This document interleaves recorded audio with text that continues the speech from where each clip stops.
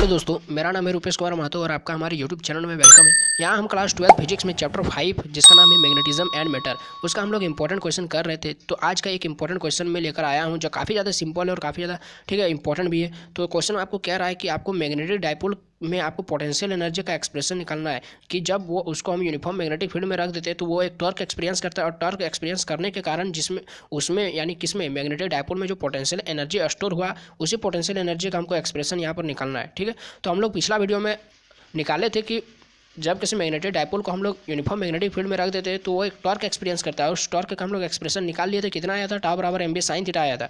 उस वीडियो का लिंक मैं यहाँ पर आई बटन में डाल दूंगा, आप वहाँ से क्लिक करके देख लीजिएगा। ठीक है, उसके बाद देखिए तो जब ये मैग्नेटिक डायपोल है, जब इसको यूनिफॉर्म मैग्नेटिक फील्ड में रखेंगे, ठीक है, तो रखेंगे तो इसमें टॉर्क प्रोड्यूस होगा।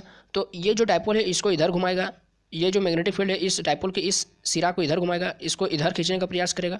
ठीक है, तो ये जो होगा ना वो एक स्मॉल एंगल के साथ ये रोटेट करने का प्रयास करेगा। ठीक है, तो ये मान लेते हैं एक small angle D theta with मान लेते हैं एक स्मॉल एंगल डी थीटा गया थीटा। ठीक है, इतना वो झुका तो मान लेते हैं D theta with small angle to rotate. उस डायपोल को घुमाने में हमको मान लेते हैं एक हम लोग शुरू में वो जो मैग्नेटिक डायपोल को रखे हैं हम लोग यूनिफॉर्म मैग्नेटिक फील्ड में, तो यूनिफॉर्म मैग्नेटिक फील्ड मान लेते हैं उस डायपोल को डी थीटा एंगल घुमाने सका। ठीक है, तो उस घुमाने के लिए उसको डी थीटा एंगल घुमाने के लिए उसको कुछ काम भी करना पड़ेगा, किसको, यूनिफॉर्म मैग्नेटिक फील्ड को। ठीक है, तो कुछ काम भी करना पड़ेगा। तो उस काम को पहले देखते हैं। तो हम लोग फोर्स बराबर क्या जानते हैं, फोर्स बराबर या फिर हम लोग वर्क बराबर जानते हैं। हम लोग डब्ल्यू बराबर क्या होता है, एफ एस होता है। ठीक है, डब्ल्यू बराबर एफ एस होता है। यहाँ पर फोर्स इंटू परपेंडिकुलर, यहाँ पर डब्ल्यू बराबर क्या होता है, वर्क बराबर होता है फोर्स इंटू डिस्टेंस। ठीक है, तो वर्क बराबर फोर्स इंटू डिस्टेंस होता है। तो यहाँ पर डी डब्ल्यू यदि वर्क मान लेंगे तो यहाँ पर फोर्स नहीं है, रोटेट करा रहा है, तो रोटेटरी फोर्स को क्या बोलते हैं हम लोग, टॉर्क बोलते हैं। तो यहाँ पर टॉर्क को टाव लिख दिया और यहाँ पर जो एस है डिस्टेंस है, तो यहाँ पर डिस्टेंस तो नहीं है, यहाँ पर क्या है, एंगुलर डिस्प्लेसमेंट है, यानी एंगल डी थीटा उसको घुमाने सका, यानी यहाँ पर एस की जगह में क्या हो जाएगा, डी थीटा क्या है, एंगुलर डिस्प्लेसमेंट। ठीक है, समझ में आ गया। उसके बाद देखिए टाव डी था, तो टाव का वैल्यू यहाँ पर ऊपर में था, M B sine theta put कर दिए। ठीक है, अब देखिए यहाँ पर क्या हो गया कि अब ये जो हमको वर्क डन मिला, इसी का ये तो डी डब्ल्यू है, यानी छोटा सा वर्क डन, इसी का हम लोग यदि इंटीग्रेशन कर देंगे और बड़ा निकाल देंगे तो वही वाला तो मेरा आंसर हो जाएगा जो पोटेंशियल एनर्जी हमको निकालने बोला है। ठीक है, तो इसका हम लोग क्या करेंगे, हम लोग इंटीग्रेशन करते चलिए। तो total work done is obtained by the integrating above equation with limit. अब कुछ लिमिट लेना पड़ेगा, जैसे थीटा 1 से थीटा 2। हम लोग किसके रिस्पेक्ट में यहाँ पर इंटीग्रेशन कर रहे हैं, थीटा के रिस्पेक्ट में कर रहे हैं ना, साइन थीटा के रिस्पेक्ट में। तो हम लोग थीटा 1 से लेकर थीटा 2 कुछ तो लिमिट लेना पड़ेगा ना। तो देखिए हम लोग थीटा 1 से लेकर थीटा 2 मान लेते, लिमिट ले लिए, तो यहाँ पर इंटीग्रेशन हो जाएगा। तो यहाँ पर भी लिमिट है, थीटा 1 से लेकर थीटा 2, डी डब्ल्यू का इंटीग्रेशन क्या हो जाएगा, डब्ल्यू हो जाएगा। ठीक है, और यहाँ से हो जाएगा जो कांस्टेंट टर्म है उसको बाहर निकाल दीजिए, यानी थीटा जिसके साथ है थीटा उसको रहने दीजिए, बाकी सबको निकाल दीजिए। तो थीटा देखिए साइन थीटा के साथ है, तो साइन थीटा और डी थीटा को रहने देते हैं, बाकी दोनों को निकाल लेते हैं, एम बी को निकाल लेते हैं।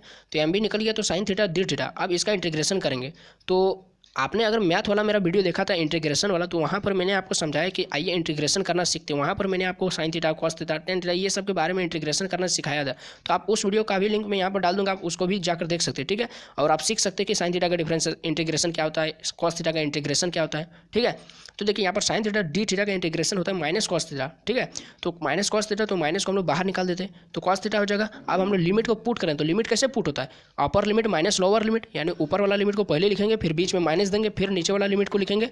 कहाँ पर लिखेंगे, ये जो थीटा 1 और थीटा 2 को कहाँ पर लिखेंगे, इस थीटा के जगह में लिखेंगे। ठीक है, तो कॉस थीटा 2 और फिर माइनस बीच में, फिर कॉस थीटा 1। ठीक है, ऊपर वाला पहले पुट हुआ, फिर नीचे वाला पुट हुआ। ठीक है, अब देखिए हम लोग क्या करते हैं, हम लोग इस माइनस को हटाना चाहते हैं। ठीक है, इस माइनस को हम लोग हटाना चाहते हैं। तो मान लेते हैं ये 5 है, मान लेते हैं ये 5 है और ये वाला 2 है। ठीक है, तो 5 में 2 घटाएंगे 3 होगा ना। देखिए समझिए मैं इस माइनस को कैसे हटाता हूँ। तो अगर हम 2 को पहले लिखेंगे, और 5 को बाद में लिखेंगे, तो यहाँ पर घटाए तो 3 आया था, प्लस में 3 आया था, और यहाँ पर यदि घटाएंगे तो -3 आएगा। तो -3 और यहाँ माइनस, तो माइनस माइनस प्लस हो जाएगा। तो यहाँ पर देखिए यहाँ पर प्लस हो गया, समझ गए किस तरह, यानी ये वाला जो बड़ा वैल्यू है और ये वाला छोटा वैल्यू है। ठीक है, तो हम लोग छोटा वैल्यू को पहले लिख दिए और बड़ा वैल्यू को बाद में लिख दिए। तो छोटा को बड़ा से यदि माइनस करें तो माइनस आएगा ना, अपने आ जाएगा, तो वो वाला माइनस और यहाँ पर जो माइनस था वो प्लस हो गया। ठीक है, तो देखिए कॉस थीटा 1 अब पहले आ गया, तो कॉस थीटा 1 अब पहले आ गया और माइनस कॉस थीटा 2 हो गया। तो डब्ल्यू बराबर एम बी। ठीक है, और cos theta 1 minus cos theta 2 हो गया। ठीक है, ये वाला जो हमको एक्सप्रेशन जो मिला है काम का, अब ये जो वर्क डन आया, ये जो काम हम लोग किए वर्क डन, यही तो आपका पोटेंशियल एनर्जी के रूप में स्टोर। अच्छा अच्छा आप समझिए कि ये जो यूनिफॉर्म मैग्नेटिक फील्ड था ये उस डायपोल को जितना काम किया उस पर घुमाने के लिए उतना उसमें एनर्जी स्टोर हुआ, यानी जितना आप काम करेंगे उतना एनर्जी स्टोर होगा, ठीक है। यानी काम बराबर एनर्जी हो जाएगा, तो हम लोग काम की जगह में एनर्जी लिख सकते हैं। तो जो हम लोग डब्लू आया था, जो डब्लू आया तो उसको हम लोग यू लिख सकते हैं, यू लिख सकते हैं। तो डब्लू की जगह में हम लोग यू लिख दिया और यू बराबर क्या हो जाएगा, M B cos theta 1 minus cos theta 2 हो जाएगा, क्योंकि आप जितना काम करेंगे उतना ही आप में एनर्जी स्टोर होगा, ठीक है। तो इस तरह से हम लोग को ये मिल गया, फाइनल रिजल्ट हमको यही वाला चाहिए था, ठीक है, यही वाला चाहिए था। तो आप इसको याद कर लीजिए। आप देखिए हम लोग स्पेशल केस देखते हैं, अगर हम लोग थीटा 1 को 90 डिग्री मान लेते और थीटा 2 को हम लोग थीटा ही रहने देते, तब देखते क्या होता है। तो पुट कर देते हैं, जहाँ पर कॉस थीटा 1 है वहाँ पर कॉस 90 हो जाएगा, कॉस थीटा 2 है वहाँ पर कॉस थीटा की जगह में कॉस थीटा 2 की जगह में कॉस थीटा हो जाएगा। तो देखिए कॉस 90 का वैल्यू कितना होता है, जो साइन 0 का होता है, तो साइन 0 का कितना होता है, 0 होता है। उसी तरह कॉस 90 का क्या हो जाएगा, 0 हो जाएगा। तो यू बराबर क्या हो जाएगा, एम बी, और 0 माइनस कॉस थीटा 1 या कॉस थीटा 2 के जगह में क्या हो गया, थीटा हो गया। तो एम बी बराबर, तो यहाँ से देखिए माइनस, ये तो 0 का वैल्यू नहीं है, तो माइनस तो यहाँ आ जाएगा और एम बी कॉस थीटा हो जाएगा, तो minus M B cos theta. ये आपका फाइनल रिजल्ट है, ठीक है। इसको भी याद कर लीजिए। अब इसको यदि हम वेक्टर फॉर्म में दिखाया जाए, तो वेक्टर फॉर्म में देखिए कैसे दिखाएंगे। तो बीच में यहाँ पर क्या है, कॉस थीटा, तो कॉस थीटा बोलिए ना, क्रॉस प्रोडक्ट में लगता है ना डॉट प्रोडक्ट में लगता है जी, यस यस। कॉस थीटा लगता है आपका डॉट प्रोडक्ट में और साइन थीटा लगता है आपका क्रॉस प्रोडक्ट में।